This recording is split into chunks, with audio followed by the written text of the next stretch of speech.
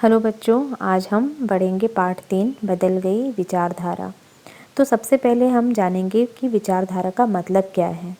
विचारधारा मतलब हमारी सोच या हम किसी चीज़ के बारे में क्या राय रखते हैं, वो हमारी विचारधारा कहलाती है।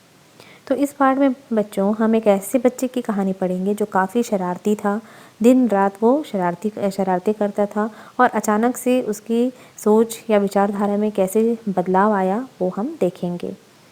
तो एक बच्चा था जिसका नाम था आलोक और वो काफ़ी शरारती था।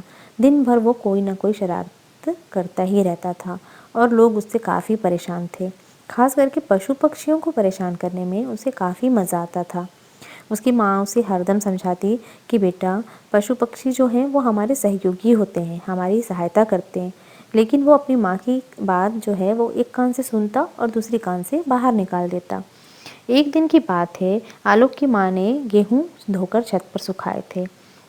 वह जानता था कि माँ ने अवश्य कुछ गेहूं के दाने कबूतरों के लिए भी डाले होंगे। वह दबे पांव छत पर गया तो देखा वहां बहुत से कबूतर निश्चिंत होकर बड़े आराम से दाना चुग रहे थे। उन्हें आसपास किसी भी मनुष्य की उपस्थिति का कोई आभास नहीं था। कबूतरों को देखकर आलोक को शरारत सूझी। उसे लगा क्यों न इन्हें परेशान किया जाए और वह दौड़कर गया और जोर से चिल्लाया, हुर्र। अचानक हुए आक्रमण से कबूतर चौंक गए। वे पंख फड़फड़ाकर उसी छत पर रखी पानी की टंकी पर बैठ गए और वे काफ़ी लाचार होकर आलोक की तरफ देखने लगे, मानो कह रहे हों कि हमने तुम्हारा क्या बिगाड़ा है जो तुम हमें परेशान कर रहे हो। आलोक ने जब सभी कबूतरों को एक साथ बैठे देखा तो उसने फिर से कबूतरों को परेशान करने की सोची। उसने अपने आसपास पड़े कंकड़ों को उठाया और कबूतरों की तरफ फेंक दिया। परंतु अब इस बार कबूतर शायद पहले से अपने आप को उस हमले से बचाने के लिए तैयार थे। वे अपनी ओर आते हुए कंकड़ को देखकर अपने पंख फैलाकर वहां से उड़ गए। परंतु बच्चों, उनमें से एक कबूतर ऐसा था जो इस चीज़ के लिए तैयार नहीं था। वो इस हमले के लिए पहले से तैयार नहीं था और उसको वो जल्दी से उड़ नहीं पाया और कंकड़ उसे लग गया। कंकड़ लगने से कबूतर घायल होकर नीचे गिर गया। उसी समय वहां आलोक की माँ आ गई। आलोक की इस हरकत पर उन्हें काफ़ी गुस्सा आया। वो बोली, आलोक, तुम्हें बहुत मज़ा आता है पशु पक्षियों को तंग करने में, परंतु ज़रा सोचो, यदि कोई तुम्हें पत्थर मारे तो तुम्हें कैसा लगेगा। आलोक ने कुछ नहीं कहा और चुपचाप सिर नीचा करके खड़ा रहा। माँ ने घायल कबूतर को उठाया। पहले उन्होंने उसके पंखों को अच्छी तरह धोया और फिर उस पर मरहम लगाया। अब कबूतर को थोड़ा आराम मिला तो वह पास ही एक वृक्ष पर बैठ गया। परंतु इस घटना ने माँ की चिंता काफ़ी बढ़ा दी। वे समझ नहीं पा रही थी कि आखिर आलोक को कैसे समझाया जाए।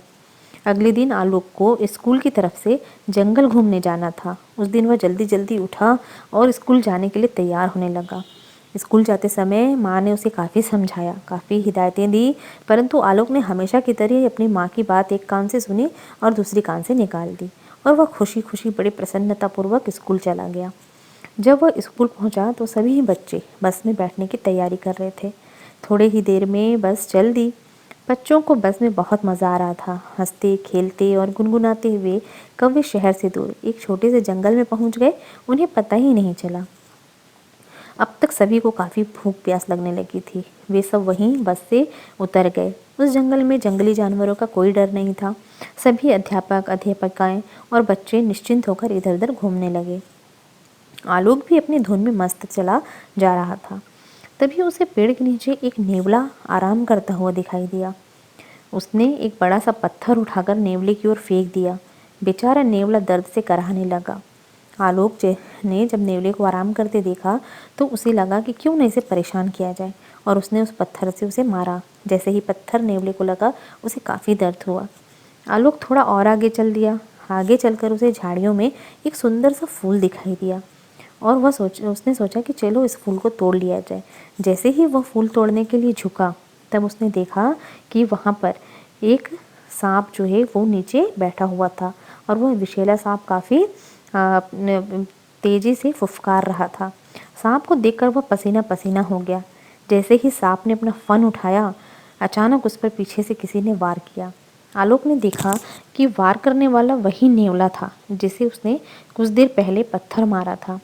नेवले और सांप में काफ़ी घमासान लड़ाई हुई और अंत में नेवले ने सांप के टुकड़े टुकड़े कर दिए। अब आलोक को अपनी माँ की बात याद आई। वह सोचने लगा कि अरे हाँ, माँ हमेशा सच सच कहती थी कि जो ये पशु पक्षी हैं ये हमारे काफ़ी सहयोगी होते हैं, उन्हें सताना नहीं चाहिए। पर उसने कभी अपनी माँ की बात नहीं मानी। अब उसे काफ़ी अफसोस हो रहा था। उसके दिमाग में रह रहकर यह बात उठ रही थी कि आज अगर नेवला ना होता तो मेरा क्या होता। तभी उसे ढूंढते ढूंढते सभी लोग वहाँ आ गए।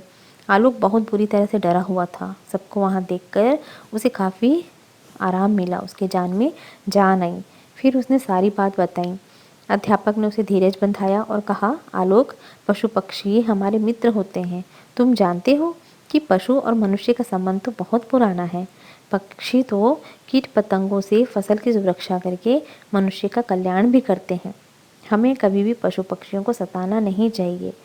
मतलब जो पशु पक्षी होते हैं, जो खेतों में जो फसल होती है उस पे जो कीड़े लग जाते हैं, पशु पक्षी क्या करते हैं, उन कीड़ों को खा जाते हैं, है ना।